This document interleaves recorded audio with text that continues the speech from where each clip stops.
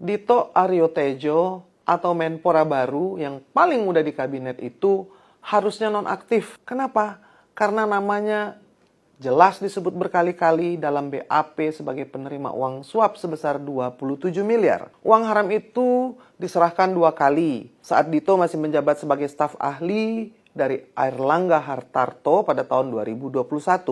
Publik bertanya-tanya, apa hubungannya upaya penghentian kasus BTS ini dengan Partai Golkar? Atau apa hubungannya dengan Airlangga sebagai Menteri Perdagangan? Dalam BAP dijelaskan bahwa peruntukan uang 27 miliar tersebut adalah untuk menyetop kasus BTS agar tak diperiksa kejaksaan. Artinya Dito berperan sebagai markus atau makelar kasus dalam urusan korupsi BTS ini. Kedudukan dan kewenangan Dito dari partai besar yaitu Golkar telah dimanfaatkan untuk menjadi makelar kasus yang dijanjikan mampu menghentikan kasus korupsi BTS ini.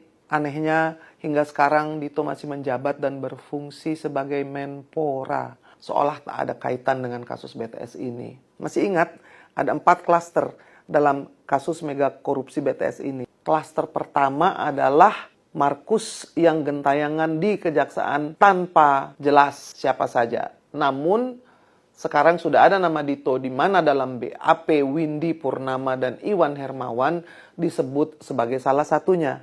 Pertanyaannya, di mana pertanggungjawaban Golkar sebagai partai politik yang seharusnya menaruh kader yang bersih dan memiliki integritas untuk ditempatkan di kabinet? Mana pertanggungjawaban Dito dalam kasus ini?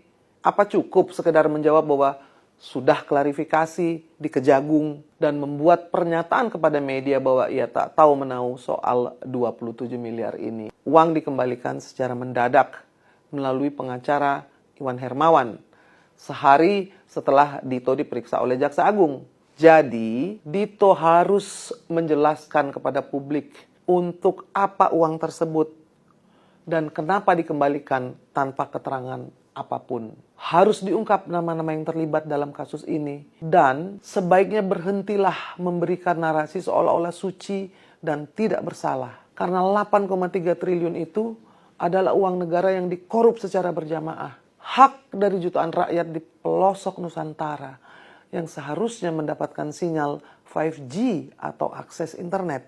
Hak itu dirampas oleh partai dan pejabat yang rakus. Tak henti memperkaya diri sendiri dan kelompoknya. Semua yang terlibat dalam kasus mega korupsi BTS ini adalah pengkhianat bangsa. Mereka tak pantas menjadi pemimpin dan partainya pun tak pantas dan tak perlu dipilih lagi karena telah melindungi koruptor dan menjadi sarang korupsi. Salam solidaritas. PSI Partaku.